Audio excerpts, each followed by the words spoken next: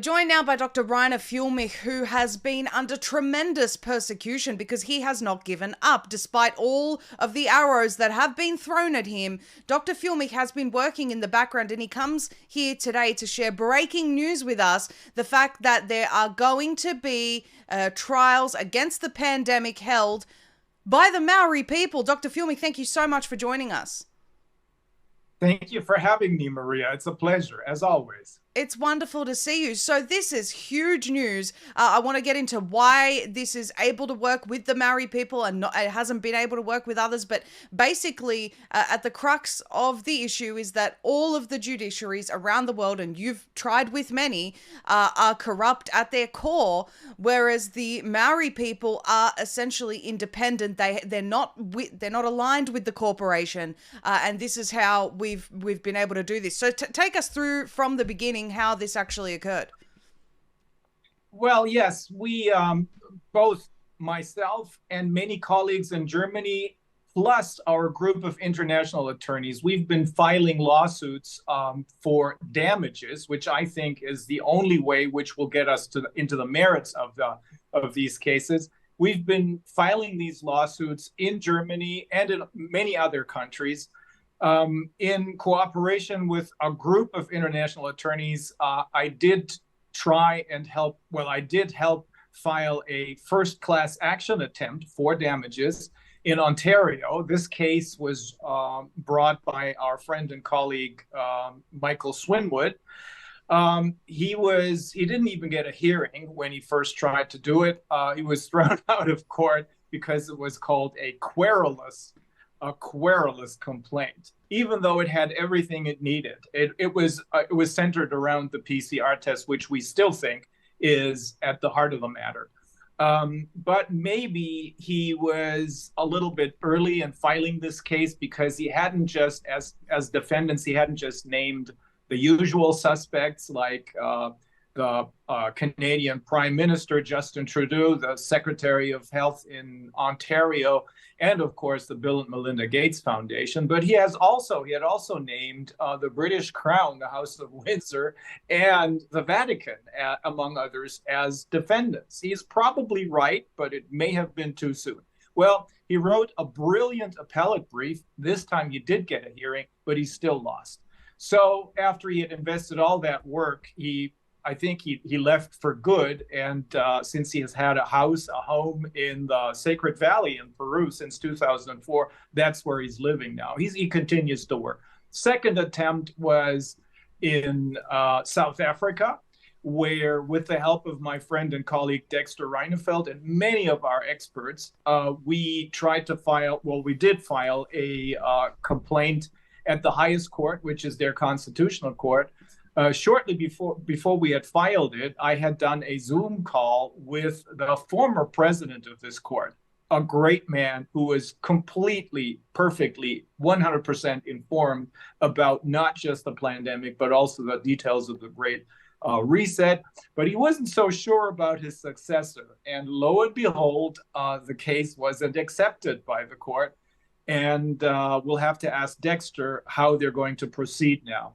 I was involved in a number of other class action attempts. One is still active. That's another case which was filed by someone by the name of Kip Warner and his organization in Vancouver, Canada. And it is now in the certification phase. That is, the judge has to decide whether the case will go forward. It has been filed, of course, will go forward as a class action case. Well, now, Dexter, it wasn't me, Dexter has come across the one jurisdiction which we all agree, all of us international attorneys, which we all agree is 100% independent, has not been infiltrated, and is the perfect platform for actually filing not just national complaints for damages, but international complaints for damages. This can go as far as class actions and even punitive damages.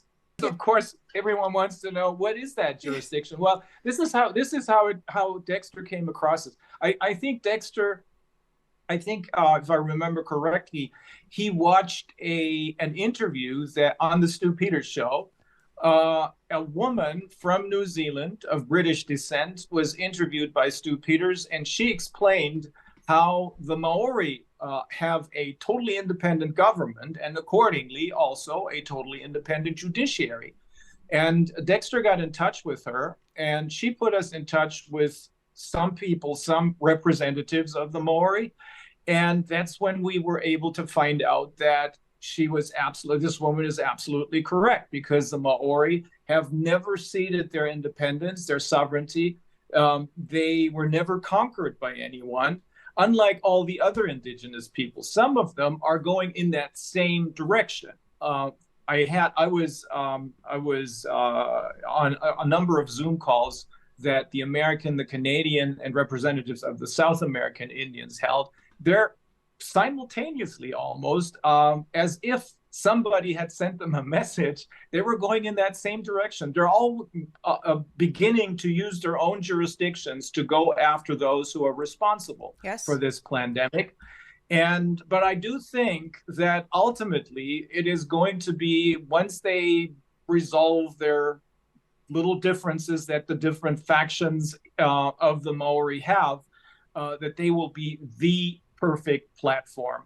We've been working on this since, I don't know, for 4 months now, Dexter and I, and it looks as though the right people are now coming to the table so that we, the international attorneys, plus our experts, they're all on board. All of them are on board, that we will be able to present our case there. Because what we've done over the last 3 years, first when I was still a member of the Corona Investigative Committee, which I still am, but we don't want to get into that right now. And now with the successor, which is the International Crimes Investigative Committee, when we conducted all these interviews with Dr. Mike Yeadon, Catherine Austin Fitz, active and retired politicians, Professor Luc Montagnier, who passed away, unfortunately, a couple of weeks after we interviewed him. When we did all these interviews, we didn't just get information, but we got evidence that can be used in a court of law. But if you look at the fate of all the cases that have been filed, and I'm not talking about cases that went against the mask mandates, which were great cases, of course. I'm not talking about all the other cases that more or less were resolved, sometimes in favor of the plaintiffs on technical or procedural grounds. But we're talking about damages. We want damages, both economic damages for the people who lost their businesses. Small and medium-sized businesses were deliberately destroyed, but also, of course, damages for the physical problems that many people have, including the death of loved ones. We want justice, and for justice, you need an independent judiciary. Without justice, there cannot be peace and there cannot be democracy. That's Absolutely. why I think this is perfect. Absolutely, Dr. Filmick. We have been saying for some time now, they want to sweep this under the rug. We have this official resigning, being replaced by another one that thinks the same way as them. You just see the corporation in full action. But they think that if they resign, we're going to forget about them. I still haven't forgotten about Gladys Berejiklian and her crimes as the Premier of New South Wales. I have not forgotten her crimes. I want her held accountable. That is the right way, through the judicial system. Of course, we want it all done through the right channels, but we want justice. And so they have grossly, miscalculated the ability of people to remember crime, I think, and every single one of these people in my country, and across the world, we want to see them held to account, even if they resigned a year ago. So I want to ask you, what is it that makes this Maori court truly independent? It's the fact that the Maori never ceded their independence and were never conquered. And they put this in writing in their Declaration of Independence of 1835. That's where it's explicitly stated, and this is only declaratory. It is not constitutional, meaning it doesn't constitute their independence, but it declares their existing independence. Why did they do it? They wouldn't have bothered to do it, but they only did it in order to make the settlers, most of whom came from Britain, understand that yes, they can live there and they can settle. I think at that time it was 80,000 Maori and maybe 8,000 settlers. I'm not sure about the numbers, but yes, they can live there, and the Maori will protect them, but the Maori remain the bosses. Now, in the meantime, I have learned that when at first glance, all of us, Dexter and I, thought, oh, it's the chiefs that run the country, the Maori government. But that's not really the case. It is the people. It's the hapu, which is the family or the community which the chiefs preside over. So if you get these people on board, things will be very quick and very easy. Once this is started, I think a lot of people have a lot to worry about, because it's not just that they're independent, but they can enforce the judgments. They even have the means to enforce the judgments that this court will render. And another big important piece of information is the following. When I spoke, or Dexter and I spoke with some of the chiefs, one of them, who happens to be a chief justice, we were about to explain about mRNA technology, etc. As far as we understand it, we're only lawyers. We're dependent on the expert testimony of those who do understand about it. And he just cut us short and said, hey, you don't need to explain this to me. I know about mRNA and CRISPR technology and all that. And I couldn't believe it. And he said, we've known about this for 50 years. I guess there have been prophecies that have foretold what is happening right now. At least that's what he alluded to. And he said, well, this is the time. We knew this is coming. This is the time.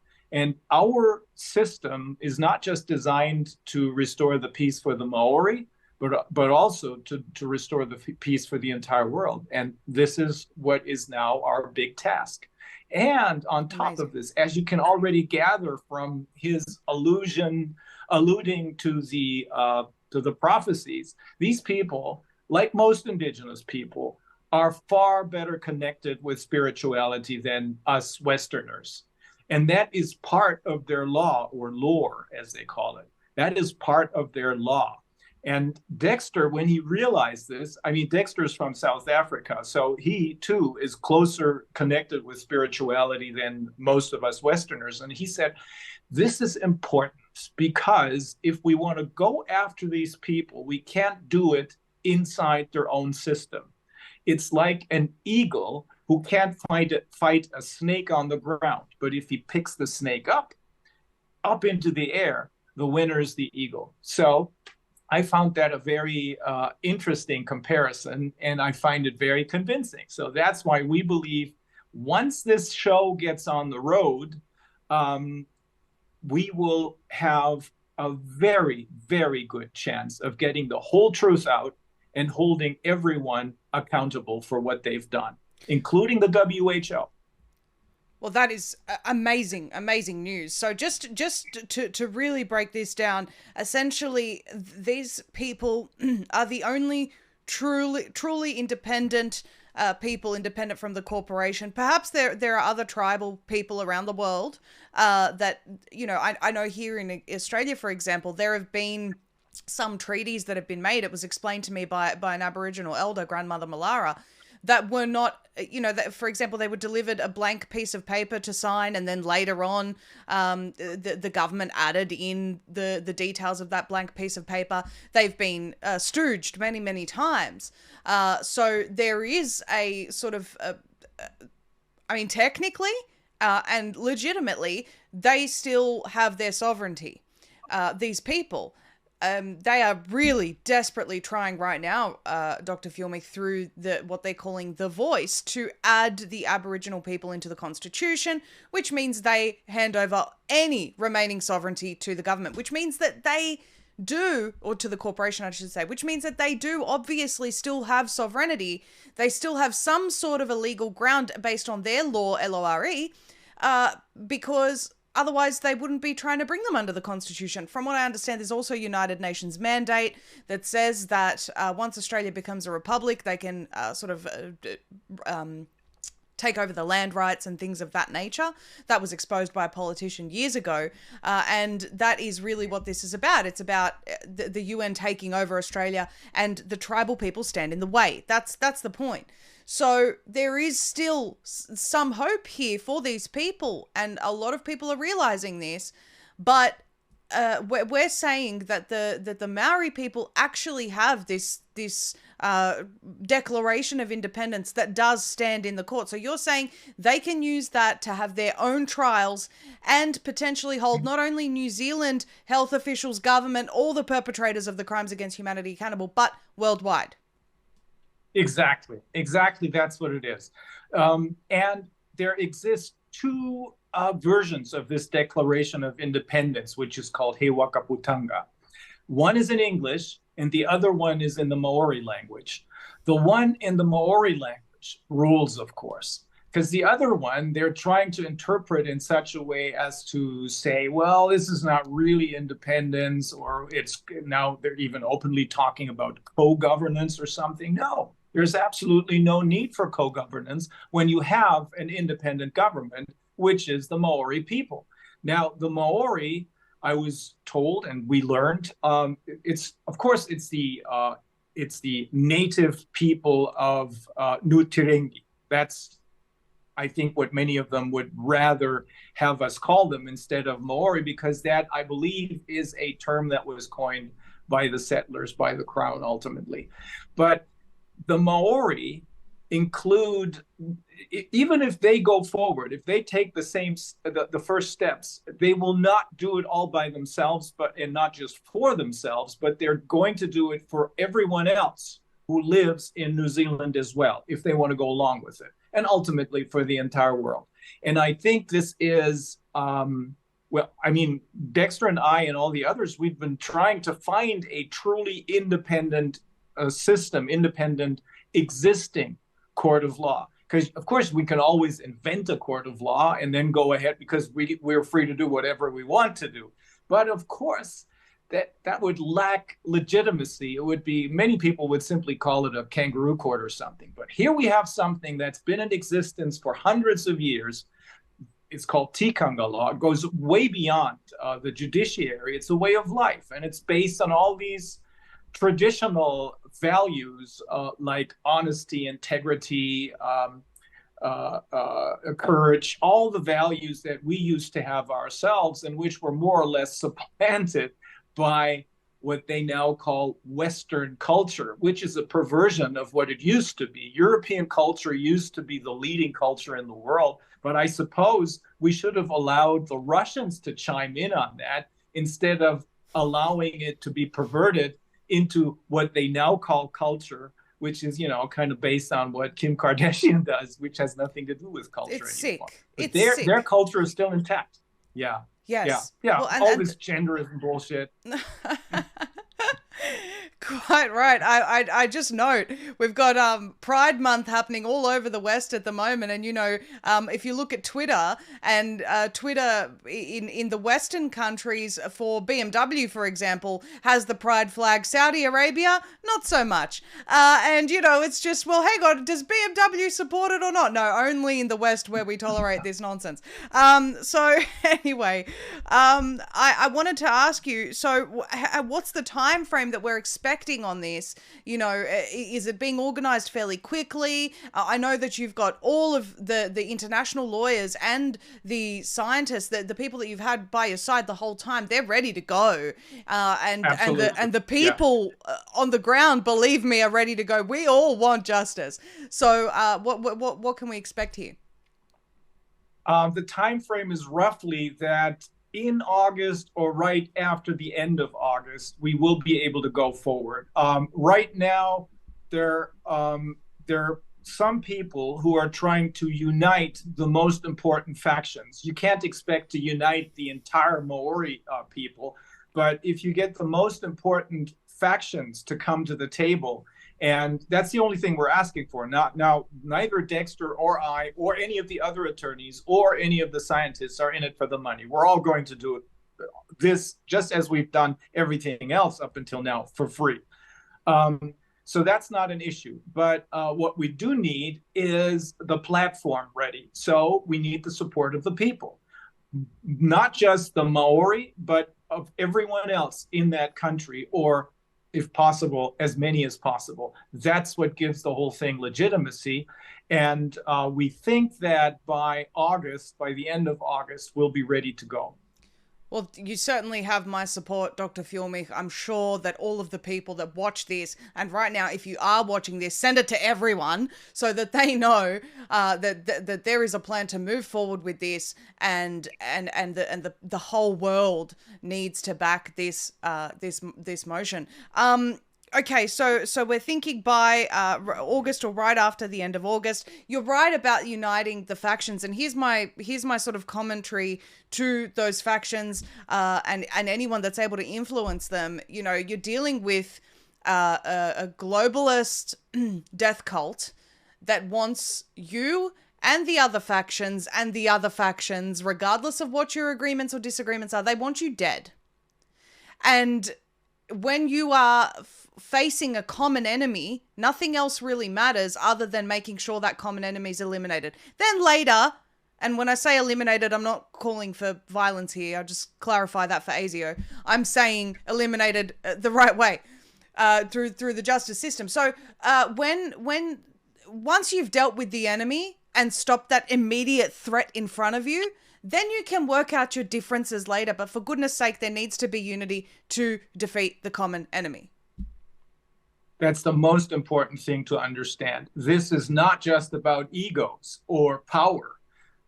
That's probably the cause of some of the infighting that we're seeing, not just in New Zealand amongst the Maori, it's everywhere. Everywhere. That, however, is a result of Mr. Global's divide and conquer strategy. So if people only understand that this is truly about life and death, if people understand that it's better to help us, the international attorneys and the scientists and all the others who are going to support this. There's many people from all over the world who are going to support this.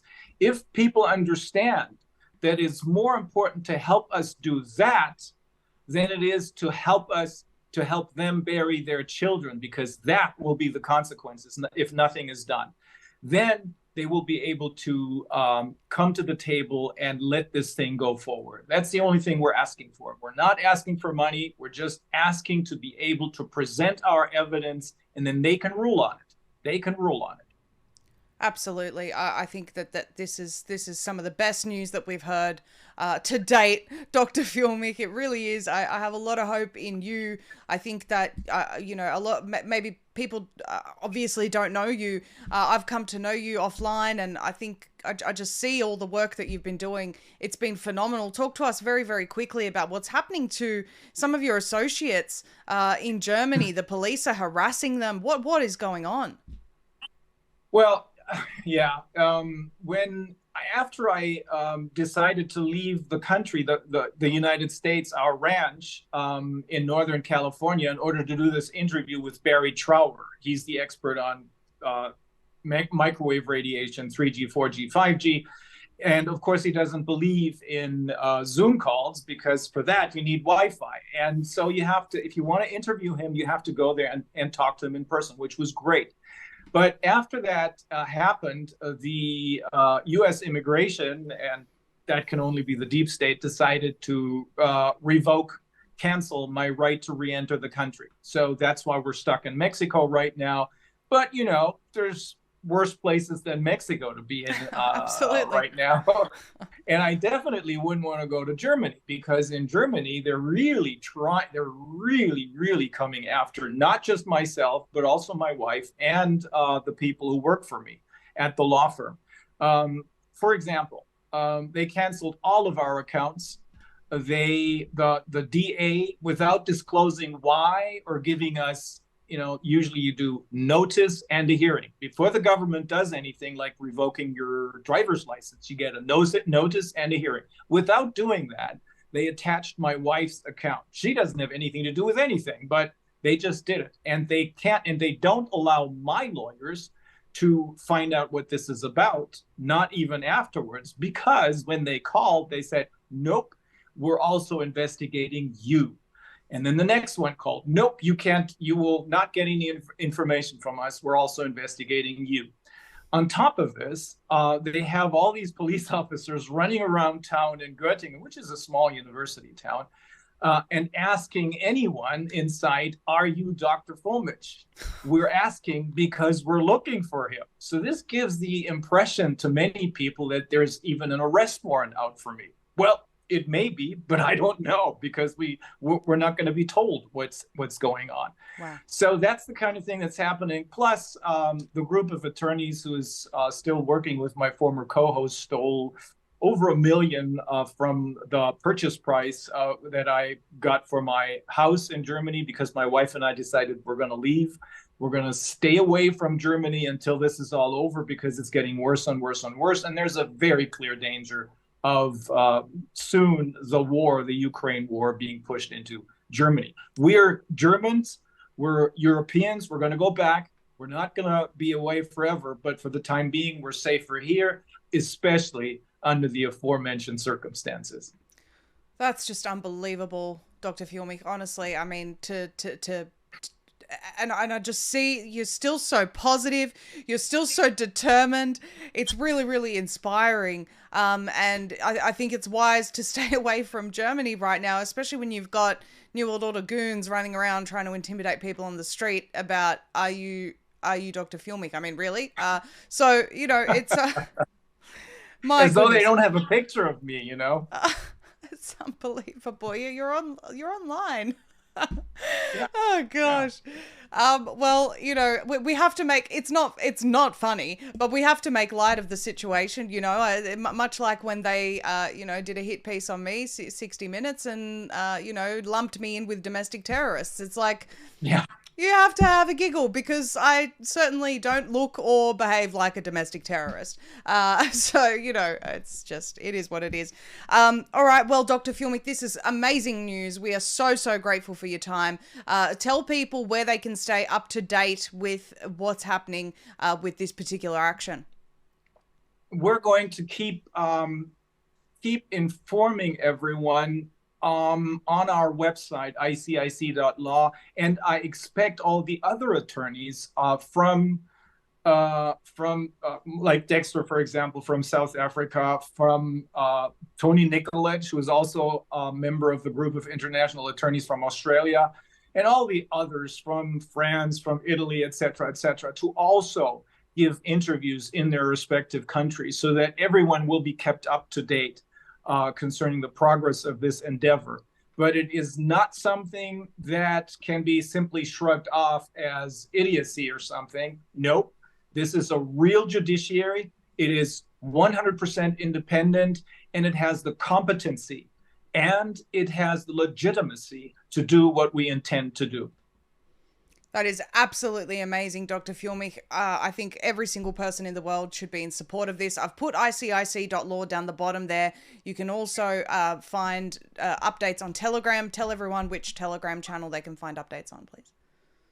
Yeah, it's they just have to type in my name, Reiner Fulmich, and there's a German and an English Telegram channel. Plus, I think there's even an international ICIC channel.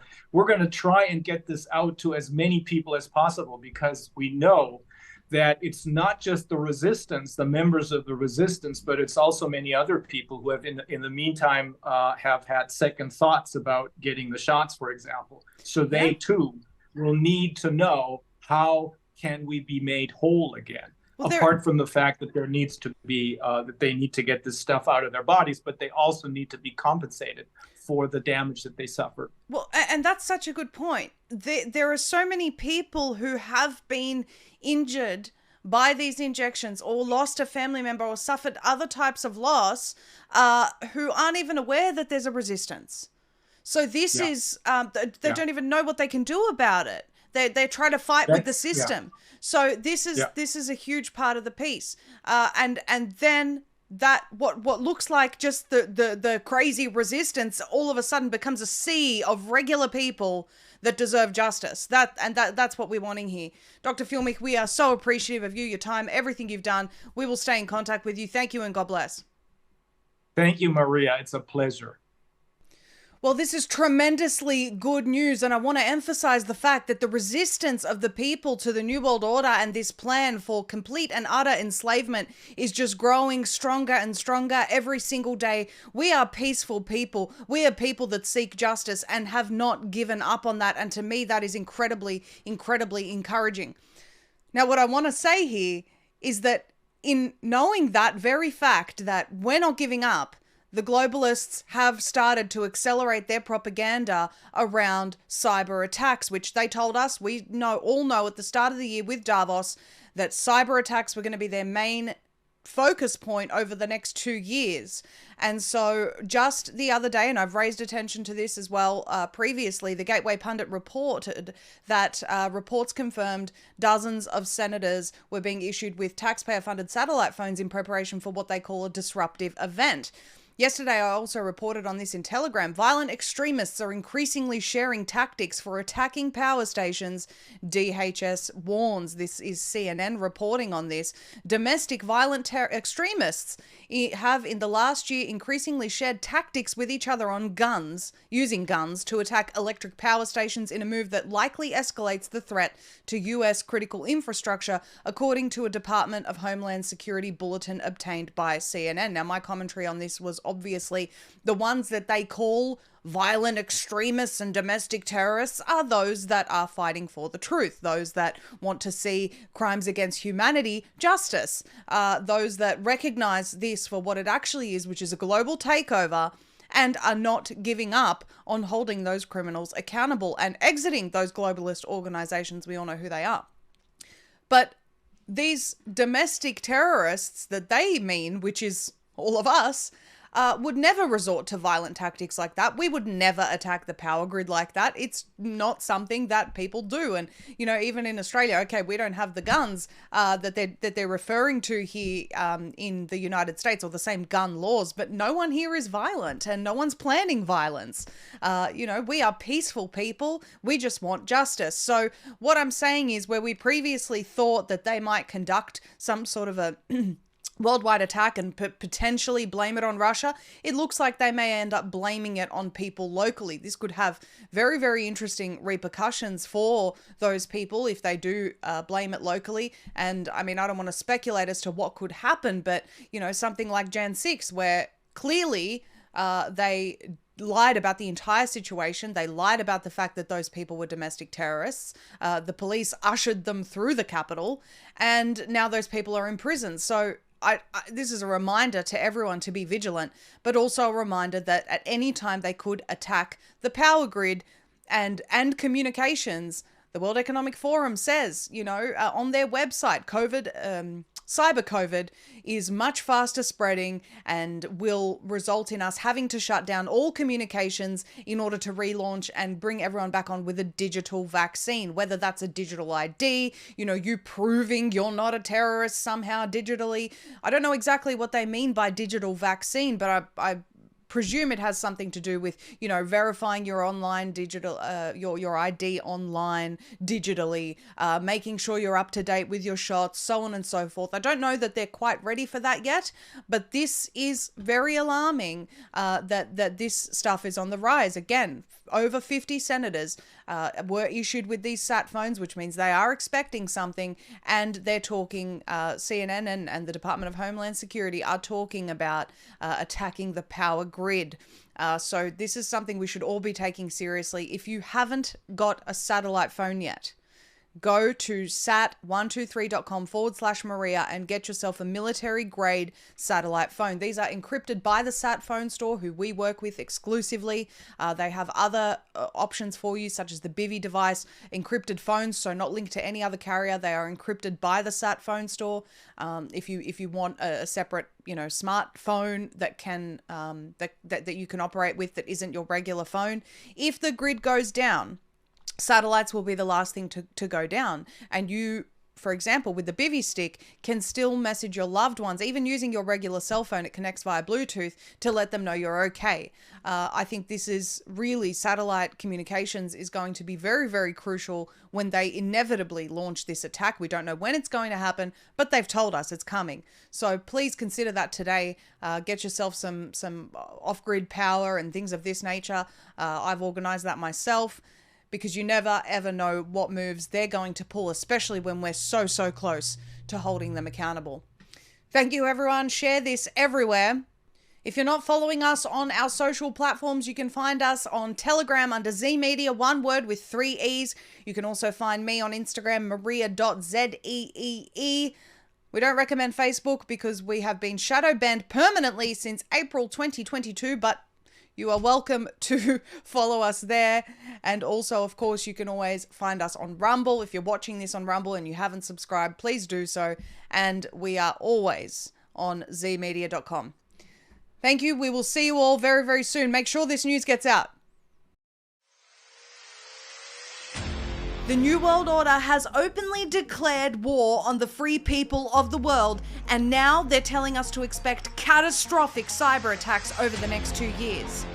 Weather events, no power, grids down, mobile cell services out. Contact your loved ones anywhere, anytime with the satellite phone store. The Bivy is a revolutionary GPS-based device which allows you to send SMS messages via your phone even if you have no mobile or cell service. Galileo will ensure you always stay in contact with Z Media, other trusted information sources, and your loved ones that can update you in real time in the event of an emergency. Don't be caught out and unprepared for the unprecedented times we are living in. Stay 10 steps ahead through secure, encrypted communication. Visit sat123.com/Maria and prepare yourself and your loved ones now.